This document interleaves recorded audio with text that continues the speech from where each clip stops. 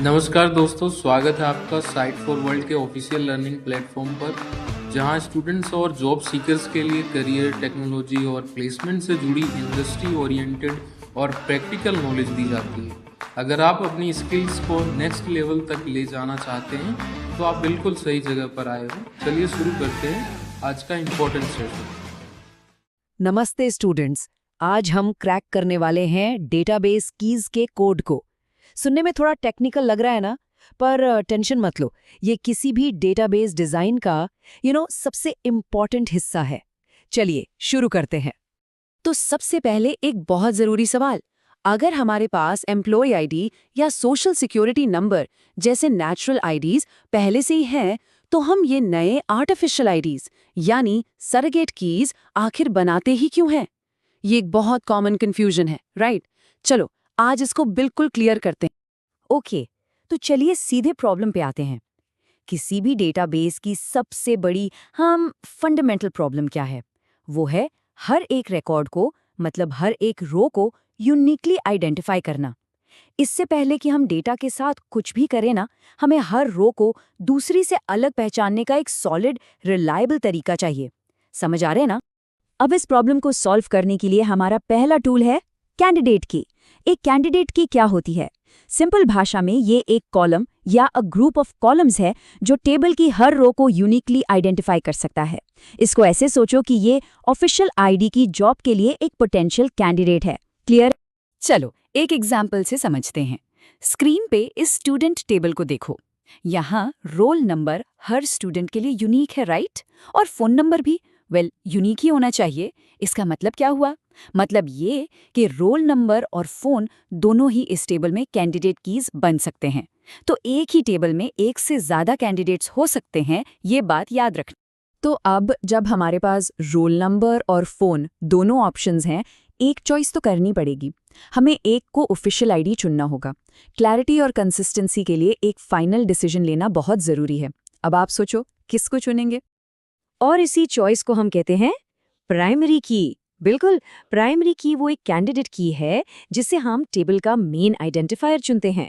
और एक बात हमेशा याद रखना, एक टेबल में सिर्फ और सिर्फ एक ही प्राइमरी की हो सकती है। ये बेसिकली कैंडिडेट कीज के कंपटीशन का विनर है। अब एक प्राइमरी की के ना 2 गोल्डन रूल्स हैं जो आप कभी नहीं तोड़ सकते। पहला, इसकी वैल्यू हर रो के लिए यूनिक होनी चाहिए, एकदम यूनिक। और दूसरा, ये कभी भी नल यानी खाली नहीं हो सकती।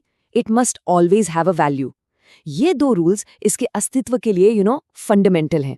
इसको नोट किया? ठीक है, अब तक सब क्लियर? एक टेबल के अंदर तो हम रिकॉर्ड्स को पहचान सकते हैं, बट अलग अलग टेबल्स के डेटा को आपस में कैसे कनेक्ट करें? फॉर एग्जाम्पल, सोचो एक स्टूडेंट्स टेबल है और एक कोर्सेज टेबल। इनको लिंक कैसे करेंगे? कोई आइडिया? यहाँ पिक्चर में आता है फॉरेन की का कॉन्सेप्ट।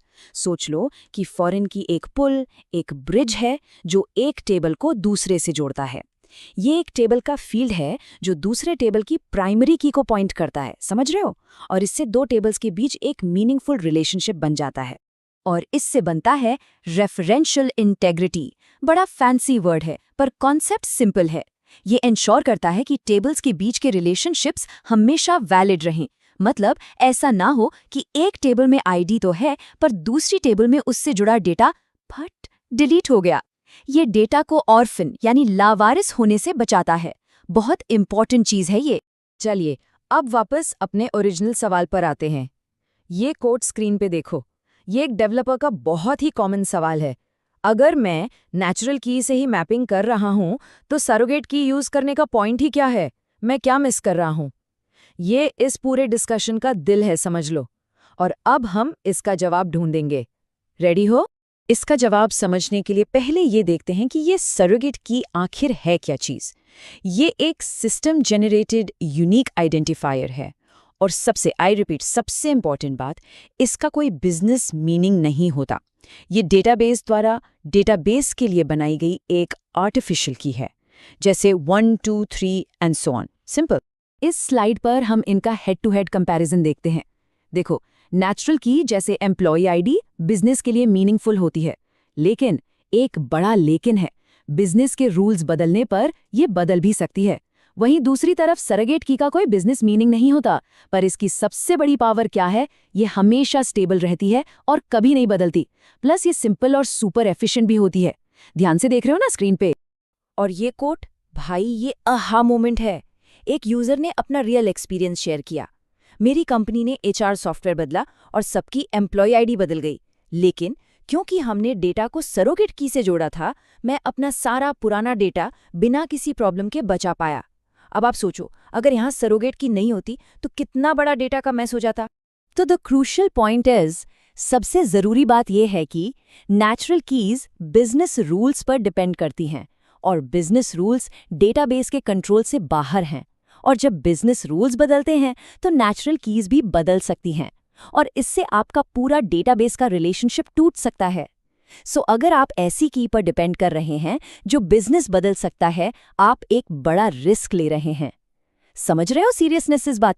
तो इस सबसे हमने क्या सीखा, ये इतना मैटर क्यों करता है? क्योंकि ये हमें 3 चीजें देता है।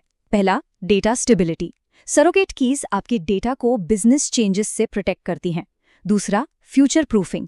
ये आपके डेटाबेस को आने वाले चेंजेस के लिए अडेप्टेबल बनाती है। और तीसरा, परफॉर्मेंस। सिंपल इंटीजर कीज पर जॉइंट्स यानी डेटा को जोड़ना आमतौर पर बहुत फास्ट और एफिशिएंट होता है। ये इंटरव्यू में पूछा गया तो बता पाओगे ना? तो आज हमने देखा कि डेटाबेस कीज कैसे काम करती हैं और नेचुरल वर्सेस सरोगेट कीज की इस डिबेट में आखिर क्या इंपॉर्टेंट है। मैं आपको इस एक सवाल के साथ छोड़ती हूँ। जब आप एक ऐसा सिस्टम बना रहे हो जो सालों या डेकेड्स तक चलने के लिए डिजाइन किया गया है, क्या कोई नेचुरल की सच में इतनी सेफ है कि उस पर पूरी तरह से ब्लाइंडली भरोसा किया जा सके? सोचना इस बारे में। नेक्स्ट सेशन में मिलते हैं। तो हमारे चैनल को सब्सक्राइब कीजिए और वीडियो को अपने दोस्तों के साथ शेयर जरूर कीजिए। कमेंट सेक्शन में अपना डाउट या नेक्स्ट टॉपिक लिखना मत भूलिएगा।